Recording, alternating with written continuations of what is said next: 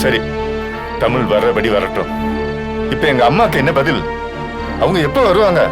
என்கிட்ட கேட்டா நான் என்னங்க சொல்லுவேன்?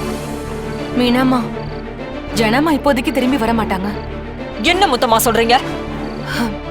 எனக்கு நல்லா தெரியும். அவங்க இப்போதைக்கு திரும்பி வர மாட்டாங்க. அவங்க எங்க போயிருப்பாங்கன்னு எனக்கு தெரியும். அவங்க தமிழை பார்க்க தமிழ் வீட்டுக்கு தான் போயிருப்பாங்க. இந்த பிரச்சனையில யாரெல்லாம் சம்பந்தப்பட்டிருக்காங்களோ அவங்க எல்லாரும் போய் கூப்பிடுற வரைக்கும் ஜனமா திரும்ப வர மாட்டாங்க.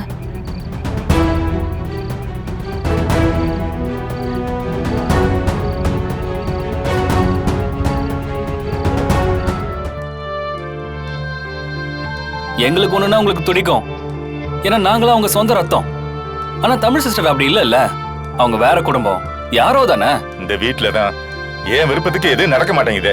என் சந்தோஷம் நிம்மதிக்கு யாருமே இங்க முக்கியத்துவம் கொடுக்கறது இல்லையே.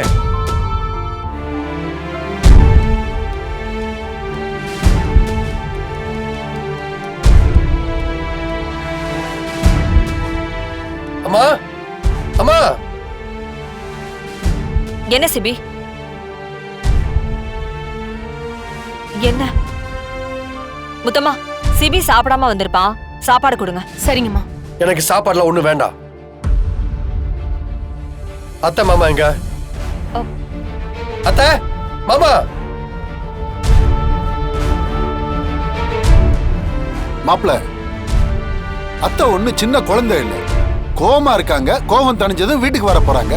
இந்த சின்ன விஷயத்தை நீ ஏன் பெருசாக்கிட்டு இருக்க?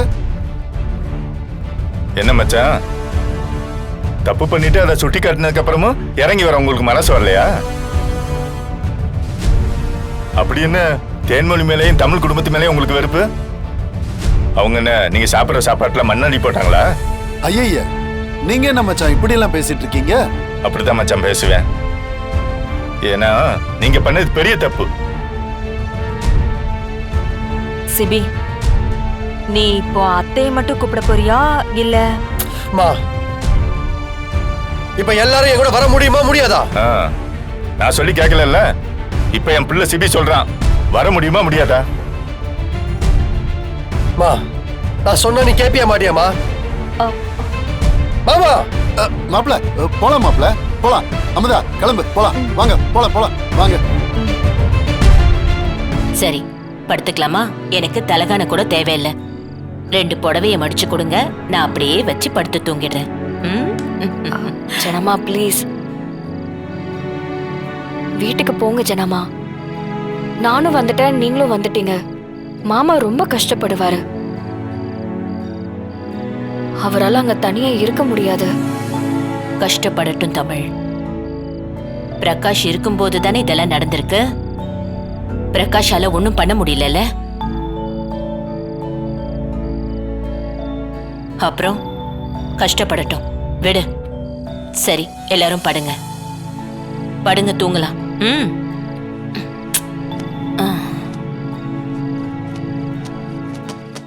ஜானு,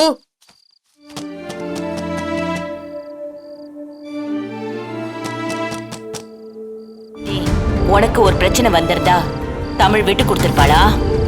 உன்னை யாராவது தப்பா பேசினா பேசட்டும்னு வேடிக்கை பார்த்திருப்பாளா? ஜனாமா, அங்க இருந்த சூழல்ல அந்த பொண்ணை நாங்க திருடின்னு தப்பா நினைச்சிட்டோம். அது இல்லைன்னு தெரிஞ்சதும் நாங்க எதுவுமே பேசல. ஓ, அப்பவும் நீங்க அபாண்டமா பேசினதுக்கும் கேவலமா பேசினதுக்கும் மன்னிப்பு கேட்க மாட்டீங்கல்ல? இப்போ நீங்க தான் பெருந்தன்மையோட தமிழை கூப்பிட வந்திருக்கீங்கல்ல, அப்படிதானே? மீனா, நல்லா தெரிஞ்சுக்கோ, தமிழ் நான் வீட்டுக்கு கூட்டிட்டு வந்த பொண்ணு, என் வாரிசு. உங்ககிட்ட நான் என்ன சொல்லி கூட்டிட்டு வந்தேன்? நீங்க தப்பு பண்ணிருக்கீங்க. தப்பு செஞ்சா மன்னிப்பு கேட்கணும். இதே திருட்டு பழிய உங்க பொண்ணு வெண்பா மேல தமிழும் அவ குடும்பமும் போட்டிருந்தா உங்களுக்கு எப்படி இருந்திருக்கும்?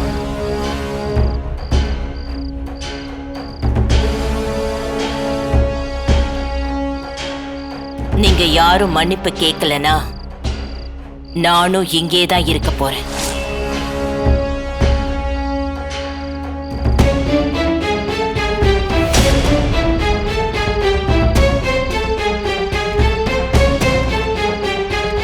அது வரைக்கும் அங்க இருக்கிறவங்களுக்கும் எனக்கும் எந்த சம்பந்தமும் இல்லைன்னு மொத்தமா தலை முழுகிட்டு நான் இங்கே இருக்கேன். ஜானு, என்ன ஜானு, அவங்க பண்றது தப்புனா இப்ப நீ பண்றது தப்பு தான் ஜானு. நீ எதுக்கு வீட்டை விட்டு வரணும்? அவங்க பேசினா கேட்க ஆள் நினைச்சதுல பேசுனீங்க. நான் கேட்பேன் அத்த. இசையும் தேனும் எனக்கு வர்ஷினி மாதிரிதான். ஜானு இல்லாத வீட்டுல என்னால இருக்க முடியாதுமா. அத்த, தேன் கிட்ட மன்னிப்பு கேளுங்க.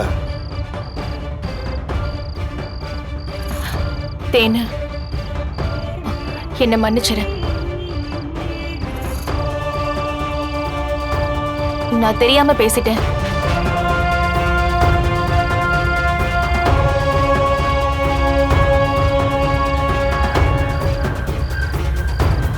என்னம்மா, நீ மட்டும்தான் தேனை தப்பா பேசினியா என்ன? உன் புருஷன் பேசலையா? ஏன் அவர் மன்னிப்பு கேட்க மாட்டாரோ? அத்தை, நான் மன்னிப்பு கேட்கிற ஐடியாலெல்லாம் இங்க வரல. முதல்ல இவங்க யாரு? இவங்க கிட்ட மன்னிப்பு கேட்கணும்னு எனக்கு என்ன தலையெழுத்து? ஆனா நீங்க இங்க வந்து உக்காந்துக்கிட்டு நம்ம வீட்டுக்கு வரமாட்டேன்னு சொல்றீங்க பாத்தீங்களா?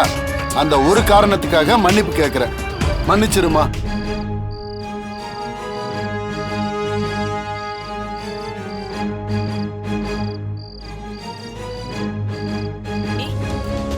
உன் தங்கச்சி நான் உயிரோட இருக்கும்போது எப்படின்னு நீ என்னை விட்டுட்டு போலாம்?